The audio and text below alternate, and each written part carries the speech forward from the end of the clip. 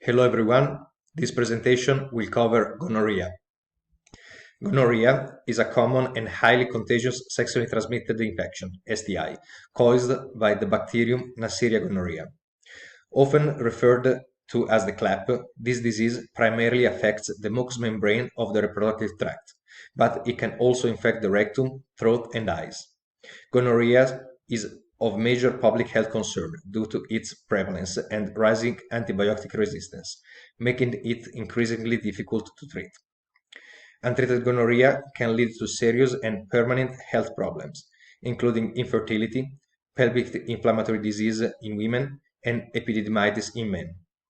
This presentation will cover the signs and symptoms, causative agent, pathogenesis, transmission, culture and diagnosis, as well as prevention and treatment options, providing a true understanding of this significant infection. Gonorrhea is a sexually transmitted infection that often presents itself with varying symptoms based on the infection site. In males, it presents as painful urination, pus-like discharge from the penis, and swollen or painful testicles. In women, signs and symptoms include increased vaginal discharge, painful urination, vaginal bleeding between periods, and abdominal or pelvic pain. Some individuals may remain asymptomatic, especially women, which can lead to delayed treatment and complications, such as pelvic inflammatory disease.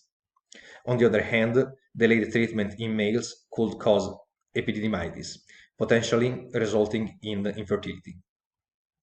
The causative agent of gonorrhea is Neisseria gonorrhea, a gram-negative diplococcus. This bacterium primarily infects mucous membranes of the genital tract, rectum, throat, and eyes.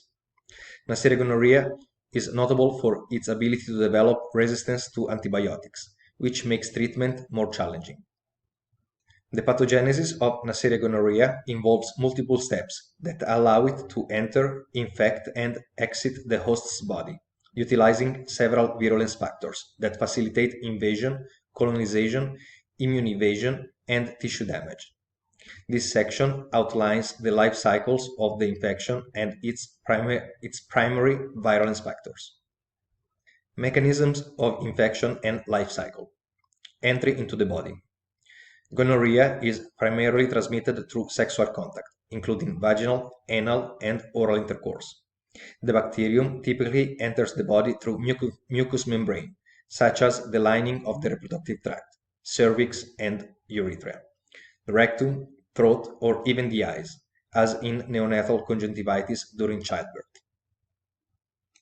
Adherence to the host cells.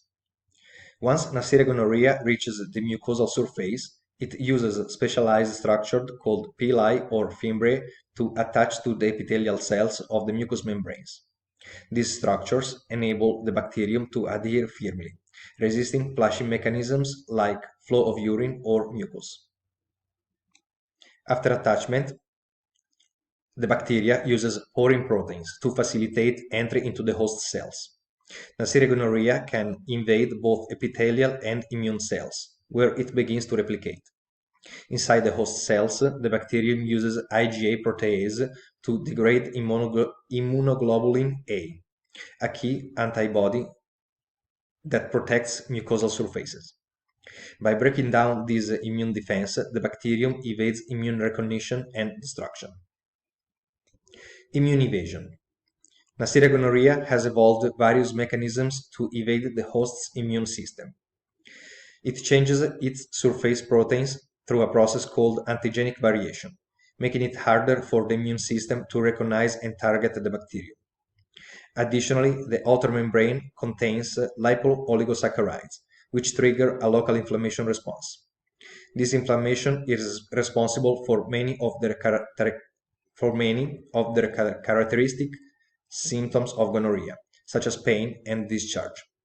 However, the immune response often fails to eliminate the infection entirely, especially if the bacterium is resistant to immune attacks. Replication and tissue damage. The bacteria replicate at the site of the infection, producing toxins and enzymes that damage the surrounding tissue. The inflammation caused by the infection results in tissue swelling and the destruction of mucosal barriers.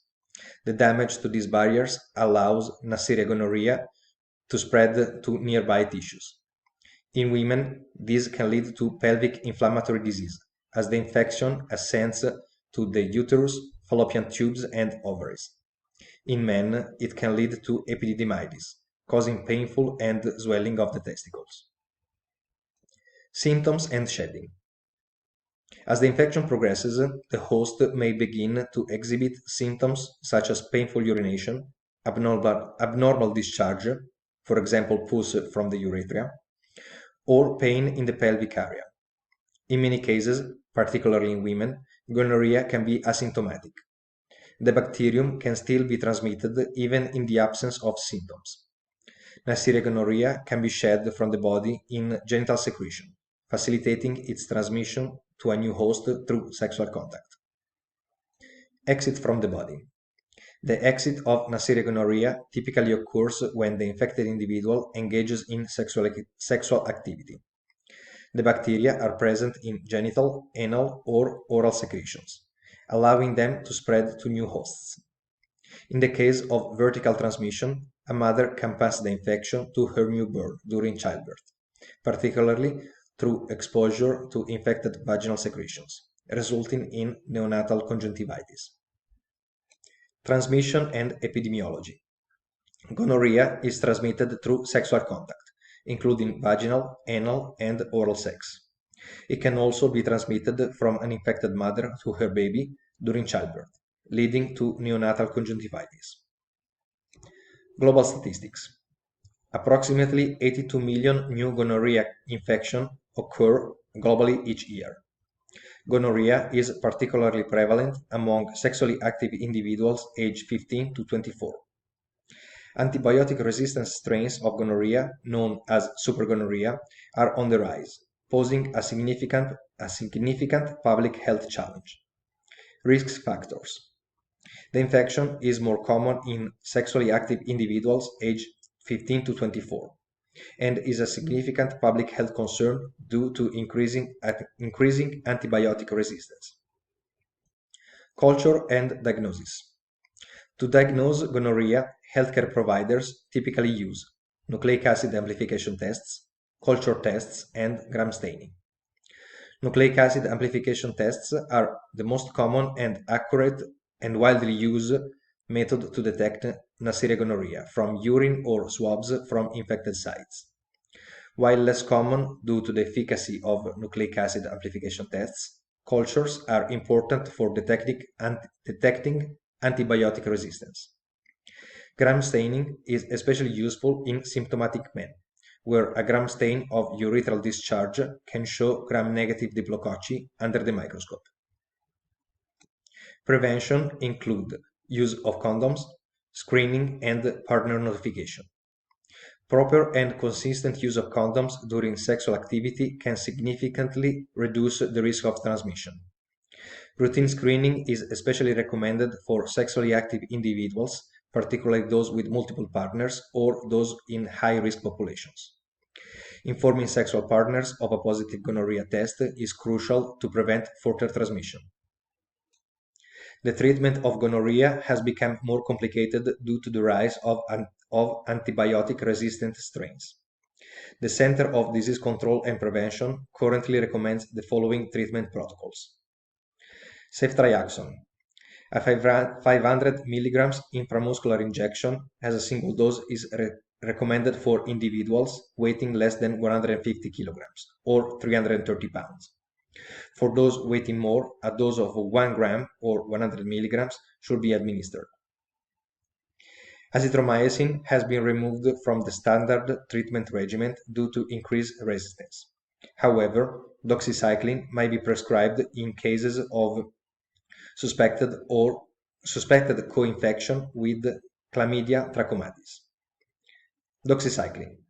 100 milligrams orally twice daily for 7 days is the recommended treatment if Chlamydia co-infection is identified or not excluded. Antibiotic resistance. Strains of Neisseria gonorrhea resistance to fluoroquinolones azithromycin, and even ceftriaxone are emerging, posing a major public health concern. Continuous monitoring and updated treatment guidelines are essential to managing gonorrhea effectively as resistance evolves. Thank you for the attention.